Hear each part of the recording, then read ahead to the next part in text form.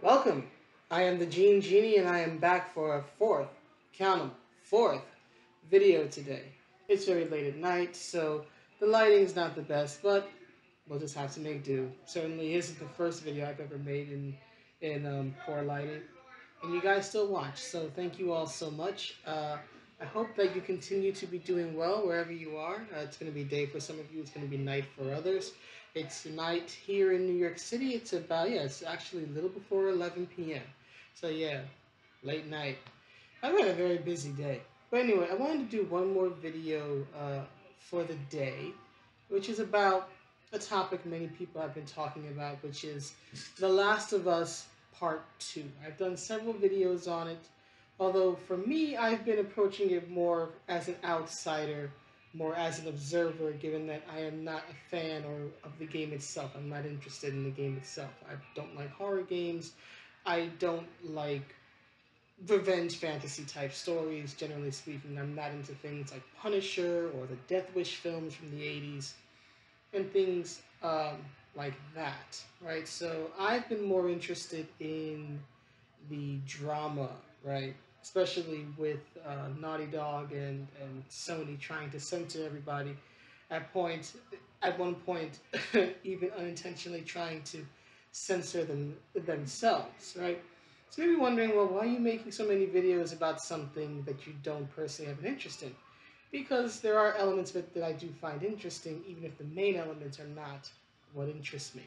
So something I've been hearing online, I will admit, it is secondhand information, which is generally something I try to avoid doing. I like looking into something myself, right? Finding the article, finding the video, watching it, giving an opinion.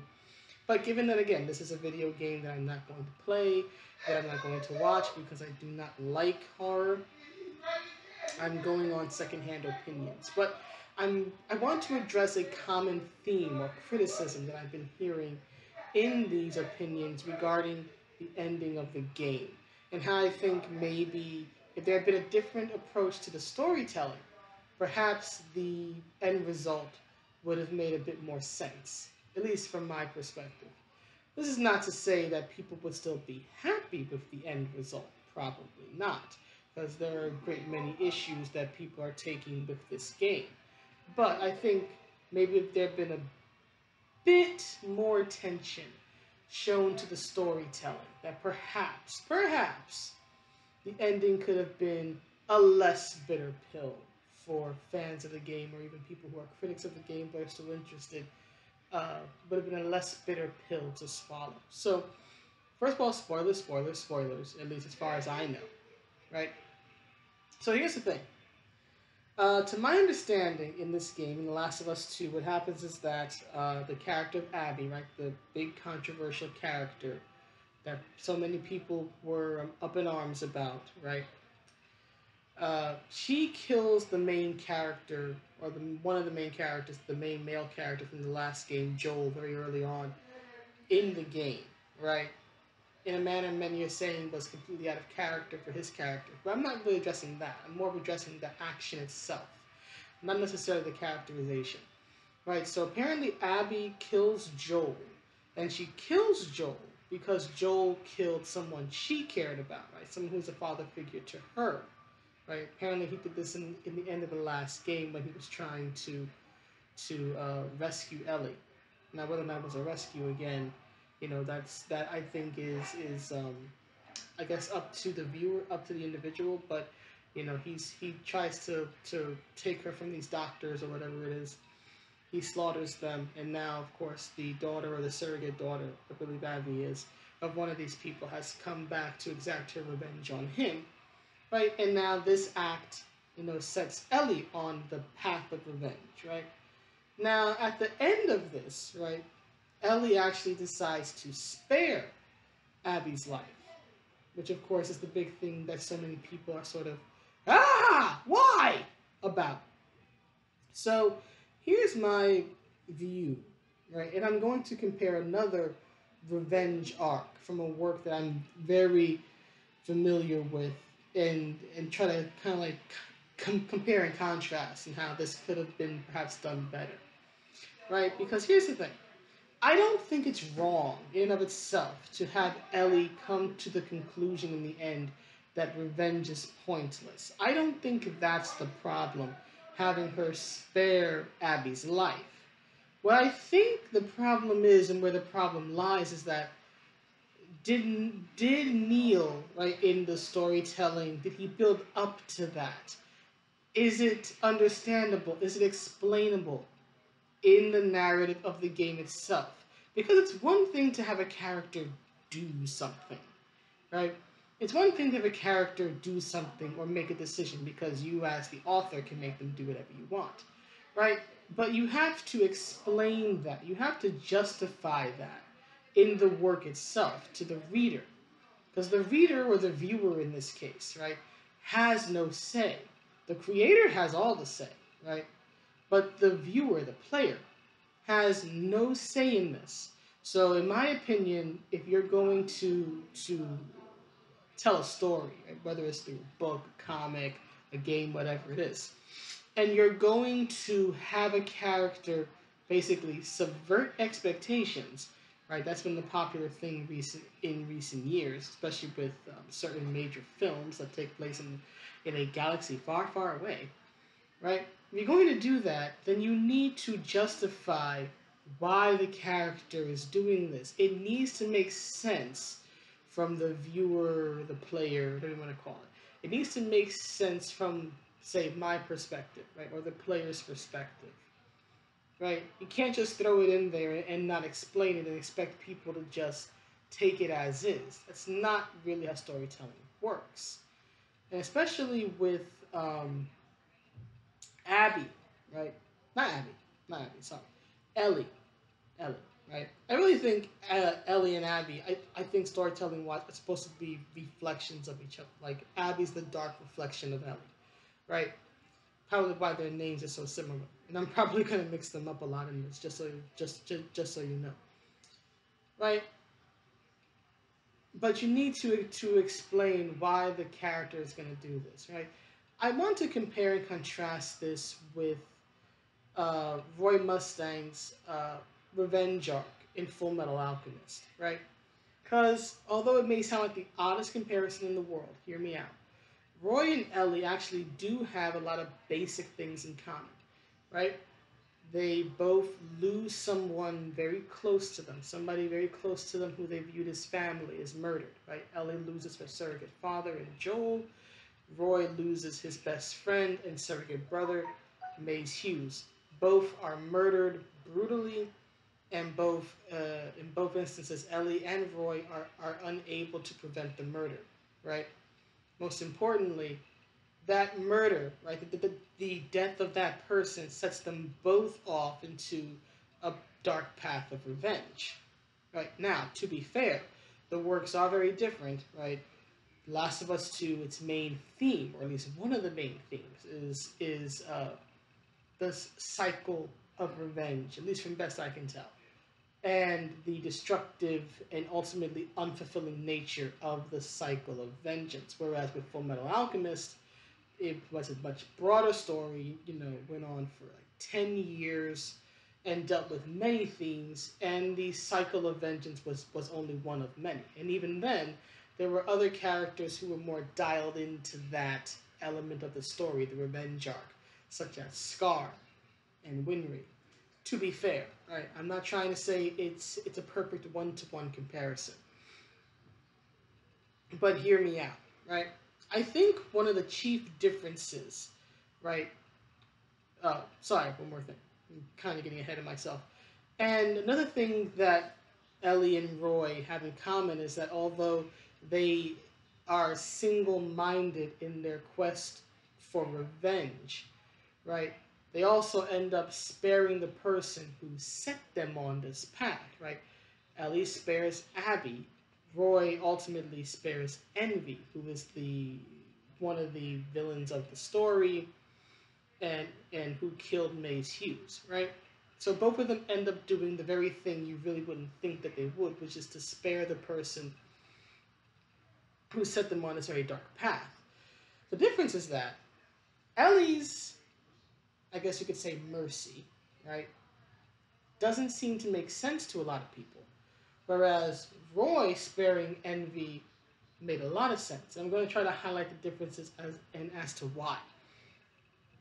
Now, here's where I think it is, right? Ellie's story, to my understanding, right, is that as she goes down this path of vengeance, she loses everything. She loses everyone, right? She loses pretty much every restraint, to my understanding, that she could have. She loses Joel, she loses Joel's brother, she loses her girlfriend. I think her girlfriend leaves her. Right? She kills more and more people. She even kills a pregnant woman.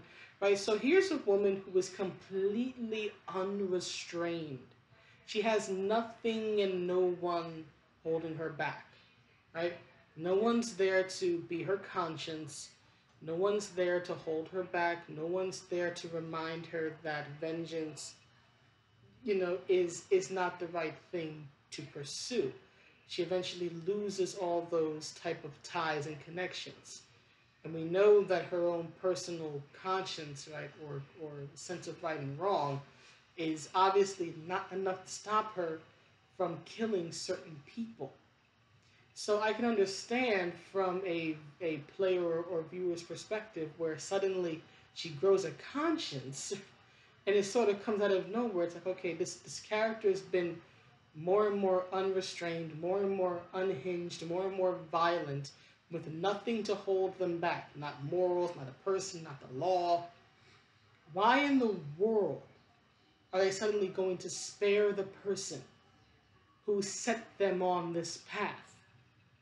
Why is she suddenly going to grow a conscience now when all she's been doing is losing her conscience, losing whatever morals or restraints she had?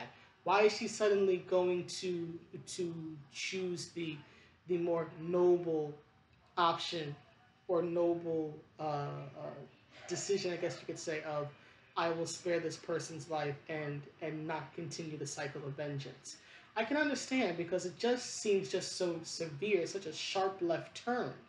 It's like, okay, we were going down this road, going down the and it's like, where the hell did this come from? You need to explain it. Now let's compare this to Full Metal Alchemist. Now, to be fair, Roy is a much more noble, heroic character than Ellie is, although he himself is guilty of a lot of stuff. He has a lot of blood on his hands. But he's portrayed in the story as a much more um, restrained character, right? Someone who's usually in control of the situation, right? But to be fair, right, his revenge arc, right, when he's finds out Envy killed Hughes, and he just lights Envy up, right? That is the most unrestrained Roy ever becomes in the story. If there was ever a good guy character in that story who became the embodiment of wrath, it was Roy in those issues. I think it was like issue 94 and 95, 93 to 95, something like that.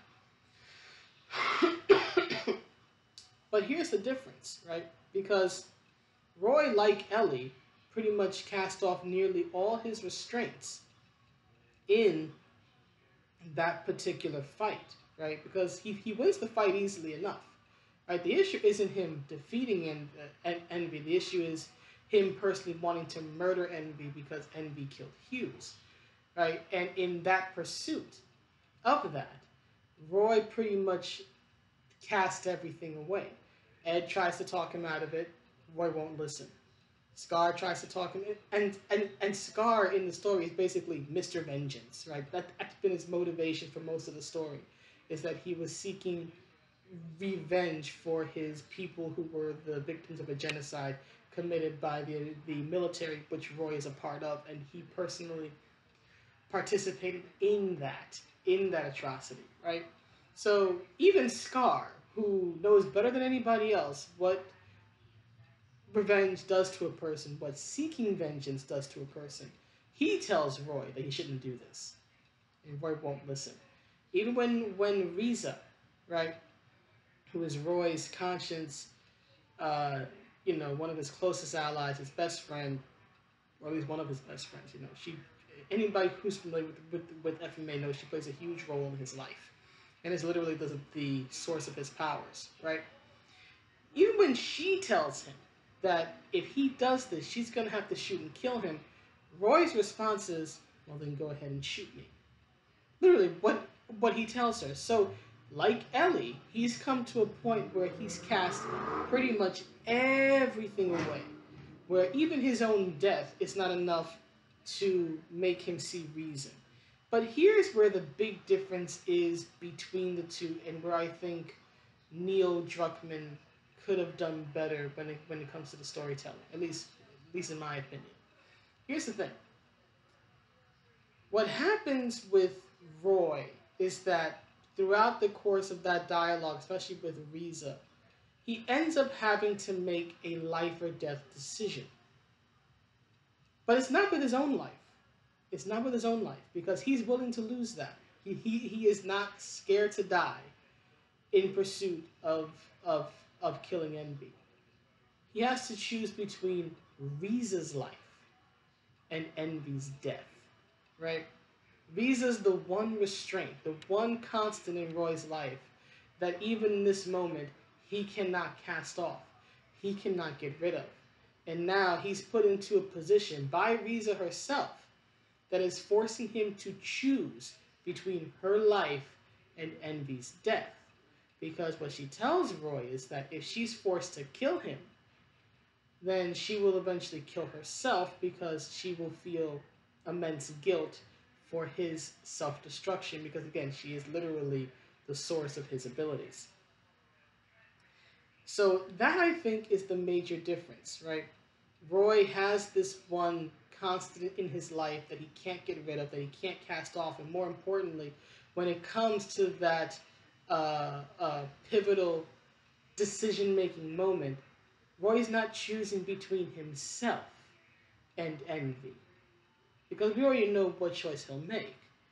He'll gladly sacrifice himself to kill Envy, but now he's choosing between another person's life and Envy's death. It's either, and here's the thing, either way, he's gonna lose something. He has to make a sacrifice. There is something he must lose. If he chooses Riza's life, that means he must give up his, at least his attempt. I'm not gonna say his desire, but his attempt to kill Envy. He must stand down. If he chooses to kill Envy, he's gonna basically kill Riza indirectly, because he will be the reason why she takes her own life in the end, right? So either way, Roy's gonna lose something. So he's gotta make a choice. Is he gonna choose Riza's life, Envy's death? Is he gonna choose someone he loves or someone he hates, right? It puts him, right, in this do or die decision that he cannot get out of. Whatever choice he makes is going to be permanent. It's going to impact both him and whichever person he chooses, right? Someone and something's gonna die, basically, it's this, right? Roy, in the end, if you're familiar with the story, chooses Riza. He gives up his right, I guess you could say. He gives up his right to kill Envy. Envy later on kills himself, which I found a little bit, I was like, yeah, I found that weird, personally, but whatever. I didn't care about Envy, right? So him sort of offing himself, I was like, yeah, whatever, right? But with Roy, right, there was this very, again, right, he has to make a choice. He is caught in between, for what seems for him at the moment, this impossible choice. And he had this constant in Riza, this one shackle that was still there, that forced him to make a decision. And that was still functioning as his conscience trying to talk him out of it, even before she has to throw herself into the fray and basically say, if you do this, you're going to kill me. Now compare this to Ellie, right? Ellie, unlike Roy, to my understanding of the story, by the time she gets to Abby, right, she doesn't have anybody like Riza in her life, right? She doesn't have Joel, she doesn't have Joel's brother, she doesn't have her girlfriend, she doesn't have anybody serving as her conscience. She doesn't even have her literal conscience, right? She doesn't have her conscience. She doesn't have anybody forcing her to make a choice, to choose between life and death, to choose between love and hate, right? She doesn't have that person serving as a guide, right, constantly with her throughout the story. The whole point of her story is that her rage and her revenge leaves her completely alone. And you can tell stories like that. I don't think it's wrong to tell a story about how, hey, if you walk on a path of revenge, you're just gonna push away, or literally, or symbolically, or figuratively kill everyone around you and just find yourself alone. I don't think that's a bad story to tell. It's just that if that's your end goal, if that's your end game, you have to build to that. You have to pave that road so that when you get to that end part, it makes sense from a narrative perspective, right? If Ellie's completely unrestrained, she has nothing holding her back, not even her own conscience, because it's been demonstrated throughout the entire game that she's willing to kill anyone and anything. Why in the world is she suddenly growing a conscience now? Right? With Roy, it's different. Riza is his conscience. That's one of the roles that she serves, to talk him down and talk him out of these type of situations. In fact, they made a pact where he even says, "You are my bodyguard. You have the right to shoot me in the back if you ever find that I'm going down the wrong path." He has entrusted her with that power over his life and with that decision. So she literally, part of her function as a character is to be Roy's conscience and to be his voice of reason. So it makes sense from a narrative perspective, right? Because she's been constantly shown in the story in this role in relation to him.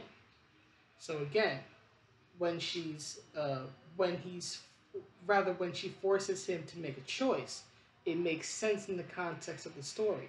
Ellie doesn't have that. Ellie doesn't have anyone forcing her to make a choice, forcing her to choose between life and death. So why is she suddenly choosing to spare the person who set her down this dark, destructive path, right? No, so now here's what I think. Here's what I think. Basically, here's what I would have done if I wouldn't work for Neil Druckmann. But let's just say, for the sake of argument, I did. And he didn't fire me because I'm a woman who happens to understand storytelling to some degree and disagree with him, especially on Anita Sarkeesian, right? So let's assume it's a perfect world and I have to write the end of this story. Well, there's two ways you can go. You can either go, again, you can borrow from FMA and have a character, maybe it's Joel's brother, maybe it's her girlfriend, someone. I would say Joel's brother, honestly, in this, given that it's Joel's death that sets her on this path. So I think having his brother there to serve as sort of like her like surrogate father and her like one last connection to Joel, like I in my opinion would be what I would do. Right? So what I would do is I would have her, again, the I forget his name, was it Tommy or something?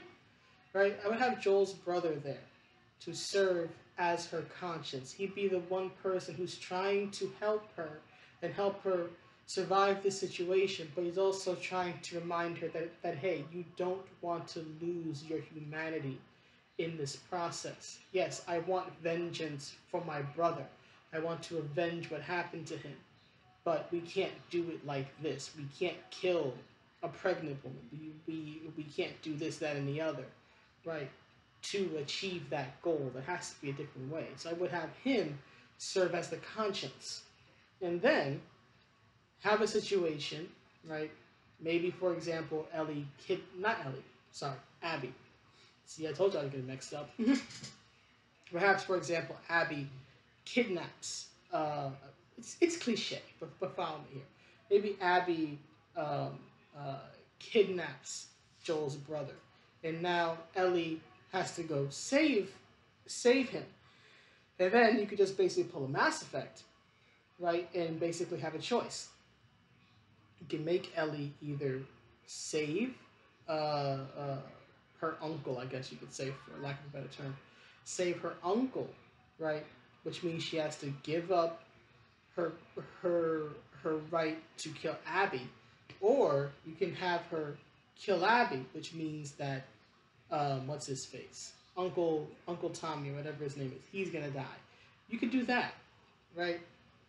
You could have her again in a situation where she must choose between another person's life and another person's death, right? Does she choose love? Does she choose the one connection she has left to Joel? Or does she choose her hate and kill the person who took Joel from her, even if doing that is going to cost her the one connection she still has to him? You could do that. Probably what I would have done, right? You could do that. Or you can go with the way the game plays out and have it play out, I would say, organically. In other words, meaning that this young girl who has no restraints, no morals, nothing to lose, everybody that she cares about has left her or is dead, and she decides to kill Abby, right? So now the circle of revenge is complete. And then she realizes that it wasn't worth it. That her quest for vengeance did nothing but destroy everything around her. And then you can either have her try to live with the guilt, maybe given the incredibly depressing tone of the game, maybe you have her reason, well, I'm all alone now. Everybody I care about is dead. I can't live this way. And maybe she takes her own life out of a misguided sense of I'll be reunited with Joel again. I don't know. But I do think for the story that Neil was trying to tell, I do think the better option would have been to have Ellie kill Abby and then realize after that, like once the heat of battle and the bloodlust has died, and then she sort of looks around and realizes, oh my god, everybody I care about is dead. And I'm the reason why. Or I was part of it in some fashion. I've killed all these people. Right? I've done all these terrible things. Right? Sort of that like emotional realization of, oh my god, what have I done? I think that would have been the better way, as the game is written, to my understanding at least, to play it out. To have her get her revenge and then realize too late that it was never worth it. That it was never, ever, ever going to make up for what happened to Joel and to her. Right? Or you could go with the more heroic option I described, which is to have a conscience character constantly by her side, reminding her of a better path, and then her having to choose between that character and Abby. If it were me, those are at least two of the scenarios that I think would have been a better ending and would have made more sense from a narrative perspective, and perhaps would have been more fulfilling to many players instead of the ending that, to my knowledge, is official and canon at least at the moment, which is that Ellie goes on a warpath, loses everything and everyone she ever cared about, and somehow, for some reason, spares the woman who put her on this path in the first place. Which I will admit, yes, it does seem pretty damn weird that she would decide to spare her for no reason at all after everything. But that's the video. Please let me know what you think. I hope you all have a good night. I'll see you all soon. I don't know if it'll be tomorrow or a few days. I got a lot of crazy stuff going on. But I'll see you all around soon. So have a good night. Bye. Where's my mouse?